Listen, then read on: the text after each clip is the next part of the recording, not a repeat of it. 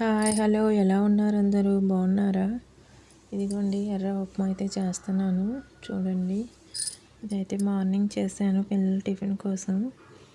First అయితే తాలింపులు కొద్ది జీడిపప్పు, పచ్చెనగపప్పు, చాయ్ మినపప్పు, జీలకర్ర, ఆవాలండి మొత్తం నూనెలో వేసి వేయించేసుకోవాలి. అవి కొద్దిగా వేగాక ఆయిల్ కొద్దిగా ఎక్కువ వేసుకుంటే పొడి పొడిగా వస్తుందండి.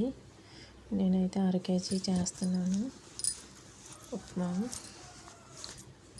అవి వేగిపోయాక మనం కట్ చేసి పెట్టుకున్న ఉల్లిపాయ, టమాటా, క్యారెట్, ఒక పచ్చిమిరకాయ, కొద్దిగా అల్లం, కొద్దిగా ఎల్లుల్లిపాయ కట్ చేసుకోవాలి.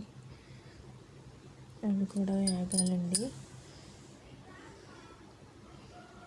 మరీ హెవీగా వేగకూడదు, కొద్దిగా వేగితే టేస్ట్ బాగుంటుంది. మరీ ఎక్కువ వేగిపోయినా కర్రీలో వేగినట్టు కాకుండా కొద్దిగా మీడియంగా వేసుకోవాలి. కొద్దిగా వేగాక కొద్దిగా కరివేపాకు వేసుకోవాలండి. మరీ వేగిపోయినా టేస్ట్ రాదు ఉప్మా. అప్పుడు గ్లాస్ రవ్వకి 2 గ్లాసుల వాటర్ అయితే పోయాలి. కొద్దిగా సాల్ట్ కూడా వేసుకోవాలండి.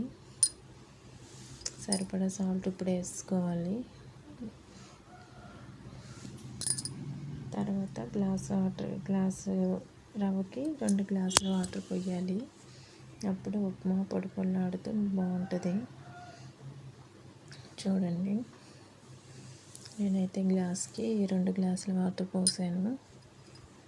ఇప్పుడు కాసేపు నీళ్ళు కరిగే వరకు కూడా మనం మరిగించుకోవాలి. వాటర్ కరిగాక అప్పుడు రవ్వ పోసుకోవాలి. డైరెక్ట్గా రవ్వ పోసుకుంటే ఉప్మా పొడి పొడిలాడుతుంది, బాగోదు.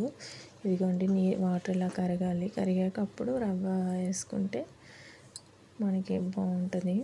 రవ్వ వేసుకొని ఒకసారి కలిపేసుకొని ఇప్పుడు ఒకసారి ఉప్పు కూడా చెక్ చేసుకోవాలండి. ఇంక తర్వాత వేసినా కానీ ఉప్మా టేస్ట్ రాదు, అక్కడక్కడ తగులుతూ ఉంటుంది ఉప్పు. అందుకని చెప్పి ముందుగానే వేసుకోవాలి. ఒకసారి కలిపేసి మళ్ళీ మూత పెట్టేసుకోవాలి.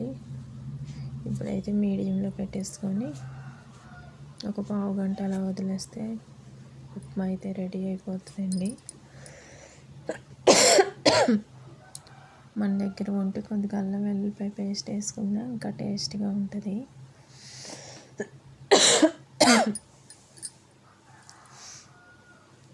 చూడండి ఎంత బాగుందో, పొడి పొడిలాడుతూ వచ్చింది, చాలా బాగుంది. ఓకే ఫ్రెండ్స్, ప్లీజ్ లైక్ చేయండి, సపోర్ట్ చేయండి. మా ఛానల్ అయితే సబ్స్క్రైబ్ చేసుకొని సపోర్ట్ అయితే చేయండి. Okay friends, bye.